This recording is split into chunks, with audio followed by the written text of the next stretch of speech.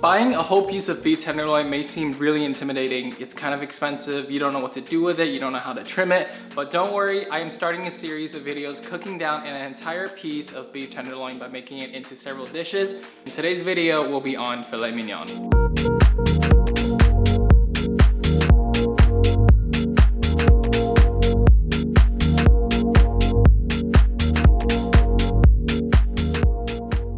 Before I begin, a quick lesson on beef tenderloin for my viewers who may not be so familiar with it.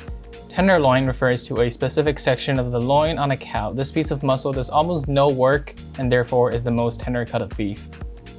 Most tenderloins bought in supermarkets come in a sealed bag like this. To begin, poke a hole and drain all of the fluid, take it out of its bag and pat dry with a paper towel. Start by removing the chain. This is a strip of meat running down the entire length of the tenderloin. Feel the location where there's a seam and simply tear the chain away, using a knife to break any connective tissues when necessary. The chain has a ton of fat, which makes it perfect for burgers. I'll be using it in a future video.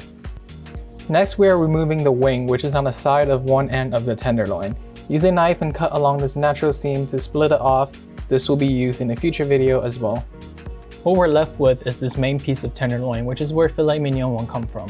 The light pink layer of skin you see here are fats and silver skin. These need to be trimmed off, especially the silver skin, as they cannot be chewed apart while eating. Fats can generally be torn off easily by hand, but to remove silver skin, dig a knife underneath it, pull it towards one side, and with the blade of the knife angled slightly upwards, cut towards the other side.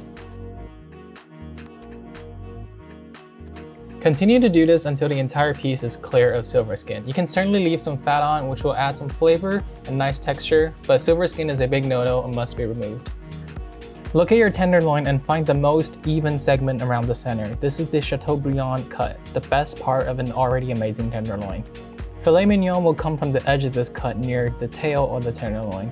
Slice off the tail and cut a fillet about 2 inches thick. This will be my filet mignon.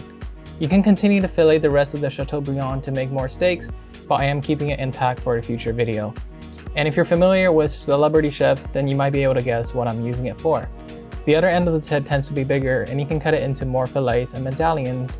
I'm making another fillet and keeping the rest intact for a future video. I'm wrapping up all of the meat that I'm not going to use and putting them in the freezer. Now let's make a beautiful filet mignon steak. This is a general technique that can be applied to all steaks at least 1.25 inches thick. Start by drizzling some olive oil to coat all sides of the steak. Then season heavily with salt and pepper. Be sure to roll the steak around in seasoning left on the chopping board. With such a thick steak, you really have to put a lot of seasoning into it for it to taste good. I'm going to let my steak rest for a bit while I prepare the other ingredients. My plan is to plate with a red wine reduction pan sauce, side it with mashed potato and asparagus. The potato will take a while to boil and soften, so I'm preparing it first. I'm peeling a potato, cutting it into cubes, and placing them in a saucepan filled with water. After testing that my potato masher will indeed fit in an even smaller saucepan, I transfer the potato over and place the pan on medium heat. This is also a good time to preheat a heavy cast iron or stainless steel skillet over medium-high heat to get it really hot for searing the steak. I'll be sauteing the asparagus, so the only prep work here is to cut them into a length that I want and getting some butter. With a piece of steak that is 2 inches thick, it is incredibly hard to get an even cook throughout the entire steak, which is why I'll be searing it in the pan first, basting it with butter, then finishing it off in the oven. For the basting process, I'm preparing 1 large clove of crushed garlic, 2 tablespoons of butter, and a few twigs of rosemary and thyme. For the pan sauce, I am finely chopping half of a shallot and preparing about 1 tablespoon of butter. The pan sauce is also going to need some beef stock, and I'm also bringing out milk for mashed potatoes. With everything ready to go, I'm finally ready to cook my steak, starting with about 2 tablespoons of oil into the very hot skillet, which should now be smoking. Swirl it around a bit to spread out the oil, and gently place the steak into the pan away from you. This will prevent any splatter from hitting towards you. Let it sear on one side for about a minute, then turning it over to sear the other side.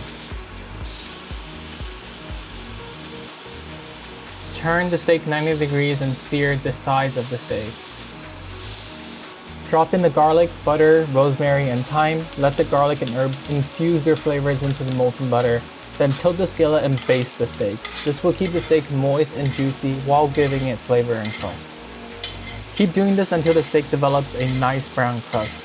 We're doing most of the cooking in the oven, so you actually want your steak to spend as little time as possible on the stove. As soon as you see good crusting form, take it off the stove and insert a meat thermometer. My steak is at 84 degrees Fahrenheit, which is basically raw. We're going to be cooking it in a 225-degree oven until the internal reaches 130 degrees, which will give a medium rare steak. Every piece of meat is different, so there is no sure way of telling how much time this will take. From my experience, I know that my meat is going to take about 15 to 20 minutes to come all the way up to temperature. This is the perfect amount of time for me to make the sauce and the rest of my side. Starting with the pan sauce. With the skillet still on medium heat, I am draining the leftover grease and throwing in the shallots and letting it slightly caramelize and soften. Then deglazing with about a quarter cup of Cabernet Sauvignon, which is a dry wine perfect for making sauces. Making sure to scrape up all of the fond from the steak and from shallots. Meanwhile, my potato is done boiling and is now fork tender. I'm draining them and mashing them with a tablespoon of butter, then seasoning with salt and pepper and adding in with about a tablespoon of milk to lighten up the texture. By now, my red wine has cooked off all of its alcohol and drastically reduced, so I'm going to add in about half a cup of beef stock, and once again letting it reduce. Onto the asparagus. In another skillet preheated over medium heat, I'm adding 1 tablespoon of butter, letting it foam but not till browning, dropping in the asparagus, seasoning with salt and pepper and tossing it a bit, and then reducing the temperature and covering with the lid to let it steam. Back to the sauce, which has somewhat reduced, and at this point I'm going to season heavily with pepper and some salt, then dropping in a tablespoon of butter, emulsifying it into the mixture and letting it continue to reduce. Shortly after, my steak has reached its internal temperature of 130 degrees, so I'm taking it out of the oven. Because the steak was slow cooked to temperature instead of taken off of a ripping hot skillet, I'm shortening the resting time to just about 2 minutes while I plate up everything else. Starting with a puddle of the pan sauce at the bottom of the plate, then spooning a ball of mashed potato carefully next to the sauce, shaping it a little bit to make it look a bit better.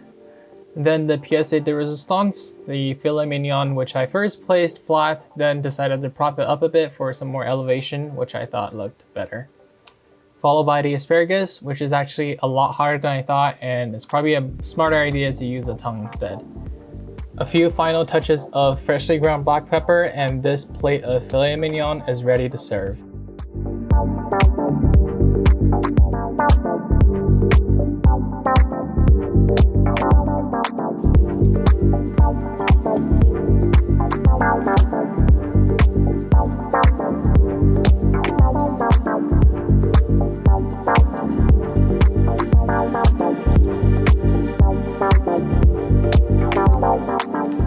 And there you have it, filet mignon, one of the best cuts of steak. Honestly, once you have one, you'll always compare steak to this one cut because it's simply so tender. Hopefully you guys have enjoyed this video and learned something. If you did, consider hitting the like button and subscribing. Like I said, I'll be making more videos with this piece of tenderloin, so stay tuned for those upcoming uploads. And on that note, I'll be seeing you guys very soon in the next video.